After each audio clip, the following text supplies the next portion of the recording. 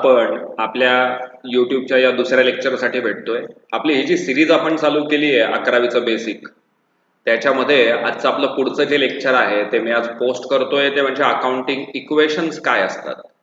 Accounting equations बद्दल जर आपण बोलायचं झालं तर अकाउंटिंग इक्वेशन मध्ये आपल्याला काही फॉर्म्युले आहेत. एक फॉर्म्युला आपला asset is equal to liabilities plus capital वगैरे वगैरे. तो एक फॉर्म्युला आपल्याला घ्यायचा आहे. येस येस हो हो हो देतोय रिप्लाय, देतोय सगळ्यांच्या रिप्लायला उत्तर देतोय, काळजी करू नका. तर याच्यामधला जो एक फॉर्म्युला आहे त्या फॉर्म्युला बद्दल आज आपल्याला डिस्कशन घ्यायचं आहे, बरोबर. मग मागचं लेक्चर कसं काय वाटलं जरा रिप्लाय द्या. मागचं जे आपलं लेक्चर होतं बेसिक अकाउंट्स ते लेक्चर कसं काय वाटलं, आपण त्याच्यामध्ये काय पाहिलं होतं, आपण कोणी सांगू शकेल का. मागच्या लेक्चरमध्ये आपण पाहिलं होतं, येस करेक्ट, बरोबर. मागच्या लेक्चरमध्ये आपण पाहिलं होतं ट्रॅडिशनल मेथड काय असते आणि मॉडर्न अप्रोच काय असतो, म्हणजे ट्रॅडिशनल अप्रोच काय आणि मॉडर्न अप्रोच काय, या दोन गोष्टी आपण मागच्या लेक्चरला पाहिल्या होत्या, बरोबर. आता आज आपल्याला त्याच्या पुढचं पाहायचं आहे, एक नवीन टॉपिक आहे अकाउंटिंग इक्वेशन्स काय असतात. या टॉपिक बद्दल आज आपल्याला लर्निंग घ्यायचं आहे, बरोबर. ओके, काही नाही, हे वागसर बसले आहेत आपल्या शेजारी, हे थोर इतिहास आचार्य आहेत.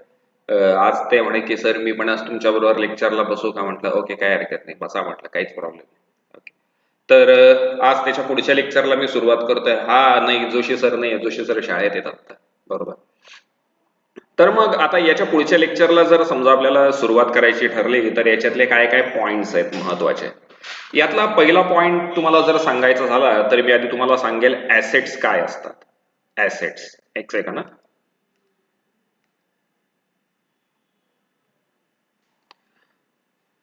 ऍसेट्स, ऍसेट्स म्हणजे काय, तर ऍसेट्स म्हणजे संपत्ती किंवा आपण त्याला म्हणतो प्रॉपर्टी, बरोबर. ऍसेट्स म्हणजे संपत्ती किंवा प्रॉपर्टी. त्याच्यानंतर दुसरा महत्वाचा शब्द आहे तो म्हणजे लायबिलिटी. व्हॉट इज लायबिलिटी, तर लायबिलिटी म्हणजे कर्ज, देणं किंवा लोन किंवा पेएबल्स, या सगळ्या गोष्टींना आपण लायबिलिटी असं म्हणतो, बरोबर. तिसरा पॉइंट आहे कॅपिटल. कॅपिटल म्हणजे काय, तर कॅपिटल म्हणजे भांडवल, म्हणजेच investment made into business by the proprietor is called as capital, बरोबर. याच्यामधला जो विषय जर आपण महत्वाचा लक्षात घेतला मित्रांनो, तर ऍसेट्स म्हणजे काय, तर तुमच्या समोर जो मोबाईल ठेवलेला आहे तो मोबाईल तुमची ऍसेट आहे, संपत्ती आहे. लायबिलिटी म्हणजे काय, आपल्या डोक्यावरती कर्ज असतं पहा, त्याला आपण लायबिलिटी म्हणतो. आणि कॅपिटल म्हणजे काय, आपलं भांडवल, आपण जे बिझनेसमध्ये जी इन्व्हेस्टमेंट केलेली असते त्याला आपण भांडवल असं म्हणतो. मग या सगळ्याचा एकमेकांशी काही परस्पर सहसंबंध म्हणजे इंटर रिलेशनशिप आहे का, हे जे इंटर रिलेशनशिप आहे हे इंटर रिलेशनशिप स्टडी करणं म्हणजेच अकाउंटिंग इक्वेशन. लक्षात राहू द्या, हे जे इंटर रिलेशनशिप आहे हे इंटर रिलेशनशिप एकमेकांशी स्टडी करणं म्हणजे यांच्यात या तिघांमध्ये म्हणजे ऍसेट्स, लायबिलिटी आणि कॅपिटल यांच्यामध्ये काय रिलेशनशिप आहे हे जर आपल्याला स्टडी करायचं ठरलं तर आपण त्याला अकाउंटिंग इक्वेशन असं म्हणणार. प्लीज मला कमेंट मध्ये तुम्ही तुमचं मी एक प्रश्न विचारणार आहे त्याचं उत्तर तुम्ही मला देणार आहेत. खालती चॅटिंग नावाचा सेक्शन आहे त्याच्यात तुम्ही मला उत्तर देऊ शकतात. याच्यामध्ये काय काय पाल, एक सेकंद फक्त, ओनली 1 मिनिट द्याल, 1 मिनिट द्याल फक्त मला, 1 मिनिट द्याल, ओनली 1 मिनिट.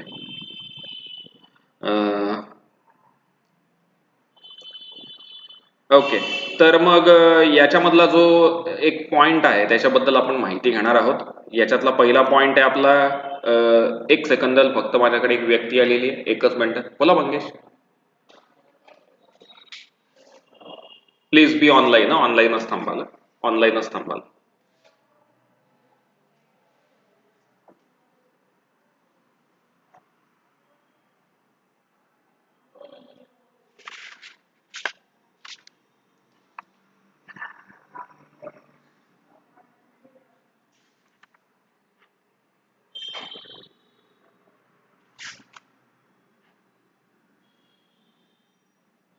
हो हो, येस येस, कमेंट्स दिसत आहेत मला तुमचे.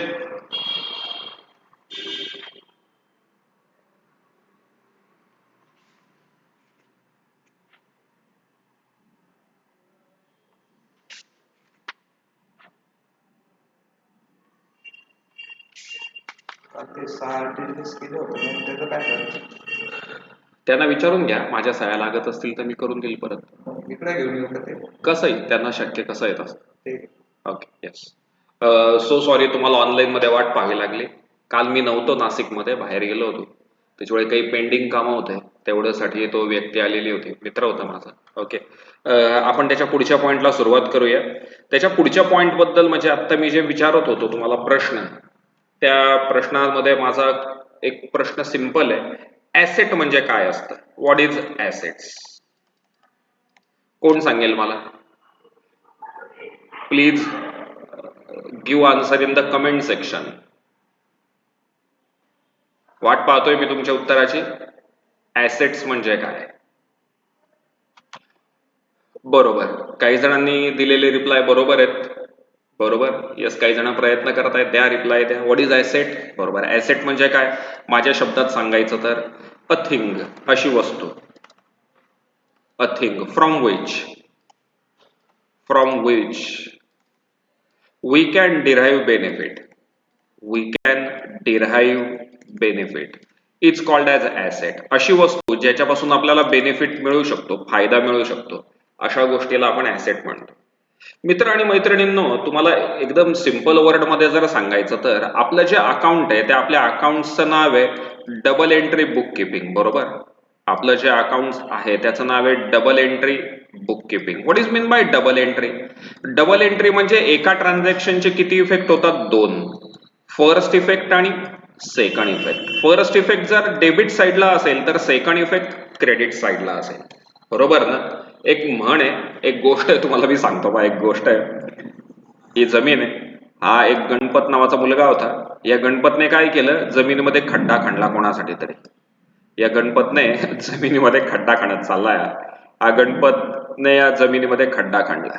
मग आता गणपतने जमिनीमध्ये खड्डा खणला तर काय झालं? काय तयार झाला? खड्डा. परंतु या खड्ड्यामध्ये जेवढी माती होती, या खड्ड्यामध्ये जेवढी माती होती, ती माती पण बाजूला तयार झाली का नाही? ती मातीचा पण ढिगारा बाजूला निघाला का नाही? येस. म्हणजे तुमच्याकडनं जर काहीही गेलं तर मला वाटतं तुमच्याकडे काहीतरी येत असतं. बरोबर ना? असं तर काहीच नाही की माझ्याकडनं फक्त गेलंय. जेव्हा आपल्याकडनं काही ना काही जातं तेव्हा आपल्याकडे काही ना काही येत असतं. बरोबर का? म्हणजे आणखीन एक गमतीशीर उदाहरण सांगायचं झालं तर मी तुम्हाला असं सांगेल, रस्त्यावरून तुम्ही चालले होते, उगाच एखाद्याच्या दोन मारल्या तुम्ही. तर तुम्ही जर एखाद्याच्या दोन मारल्या तर तो शांत जाईल का? तुम्ही त्याच्या दोन मारल्या तर तो कमीत कमी दोन तरी तुम्हाला देणार आहे. म्हणजे जेवढं तुमच्याकडनं जाणार आहे तेवढं तुमच्याकडे येणार आहे. बरोबर ना? जेवढं तुमच्याकडे जाईल तेवढं काही ना काहीतरी स्वरूपामध्ये तुमच्याकडे येणार आहे. That's correct. समजा आता तुमच्याकडे 10 रुपये कॅश आहे. विचार करा, मला सांगाल ही 10 रुपये कॅश कुठून आली? तयार तर नाही झाली ऑटोमॅटिक, कुठून तरी आली असेल. बरोबर ना? म्हणजे वडिलांनी दिली असेल. करेक्ट. मी बँकेकडनं कर्ज घेतलं. मी बँकेकडनं कर्ज घेतलं 1 लाख रुपये. मग जर मी बँकेकडनं 1 लाख रुपये कर्ज घेतलं तर माझ्या डोक्यावरती कर्ज आहे. पण मला बँकेने कर्ज दिलं म्हणजे मला बँकेने काय दिले? पैसे पण दिलेत ना. बँक आज मला पैसे देणार आणि मी त्या बँकेला परत करणार. बरोबर. समजा आता आपण लाईट बिल पेड केलं. आपण असा विचार करूया की मी लाईट बिल पेड केलं. मी जर लाईट बिल पेड केलं तर याचे दोन इफेक्ट होतात. पहिला इफेक्ट, माझ्याकडेची कॅश कमी होते आणि दुसरा इफेक्ट, मला लॉस होतो. बरोबर. समजा आपण दुकानात जाऊन गुड्स परचेस केले. Purchased goods. आपण दुकानामध्ये जाऊन गुड्स परचेस केले. काय परचेस केले? Goods. Purchased goods of ₹100 for cash. मी 100 रुपयाचा माल कॅश मध्ये परचेस केला. मला वाटतं याचे दोन इफेक्ट आहेत. पहिला इफेक्ट आहे तो म्हणजे गुड्स कम्स इन, आणि दुसरा इफेक्ट आहे तो म्हणजे कॅश गोज आउट. बरोबर का? म्हणजे प्रत्येक एंट्रीला, आपण जेवढ्या पण एंट्री करतोय तेवढ्या प्रत्येक एंट्रीला किती इफेक्ट असतात? 1 का 2? मला वाटतं आपण जेवढ्या एंट्री करतो तेवढ्या प्रत्येक ट्रान्झॅक्शनला, आपण जेवढे व्यवहार करतो तेवढ्या प्रत्येक ट्रान्झॅक्शनला हे टोटल किती इफेक्ट असतात? 2 इफेक्ट असतात. म्हणजे काहीतरी, समजा आता उदाहरण घेऊया. चला, मी तुम्हाला हा पेन दिला. मी पेन दिला तुम्हाला, तर तुमच्या दृष्टीने मी रिसिव्हर आहे, सॉरी गिव्हर आहे. मी तुम्हाला पेन दिला, तुमच्या दृष्टीने मी गिव्हर आहे, आणि माझ्या दृष्टीने तुम्ही कोण आहेत? रिसिव्हर आहेत. म्हणजे आपल्या अकाउंट्स मध्ये पण हेच सपोज केलंय की प्रत्येक ट्रान्झॅक्शन मध्ये हे 2 पार्ट असतात. किती पार्ट असतात प्रत्येक ट्रान्झॅक्शन मध्ये? 2. प्रत्येक ट्रान्झॅक्शन मध्ये 2 पार्ट असतात.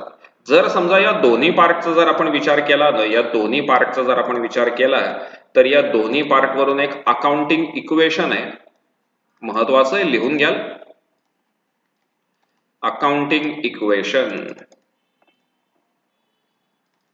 आणि काय अकाउंटिंग इक्वेशन? अकाउंटिंग इक्वेशन आहे assets is equal to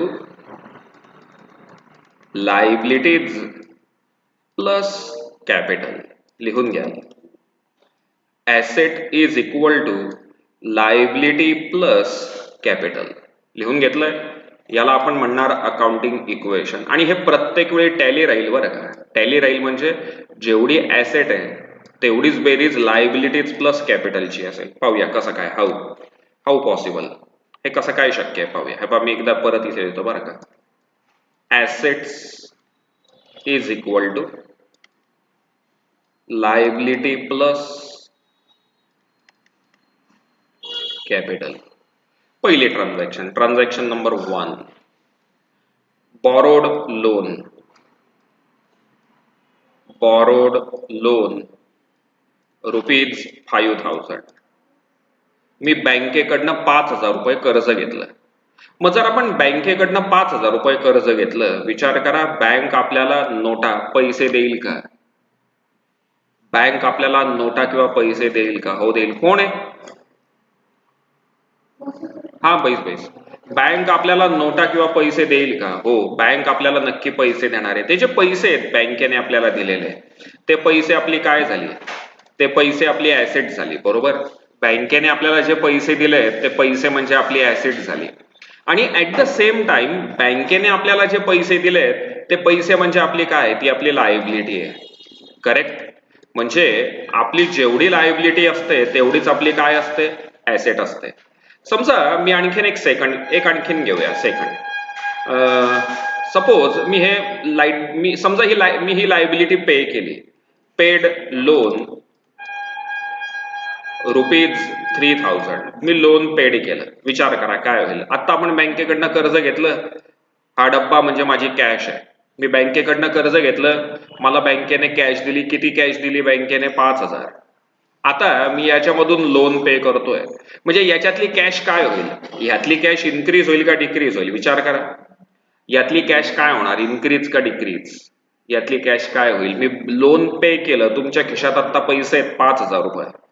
हे 5,000 रुपये आपण पेड, 5,000तले 3,000 रुपये आपण बँकेला पेड केले. 5 मधले किती पेड केले? 3,000. तर मग मला सांगाल, आपण जर 5 मधले 3,000 पेड केले तर माझ्याकडे कॅश किती उरली? तुमच्याकडे कॅश किती उरली? रिप्लाय देऊ शकता तुम्ही कमेंट सेक्शन मध्ये. 5 पैकी 3,000 रुपये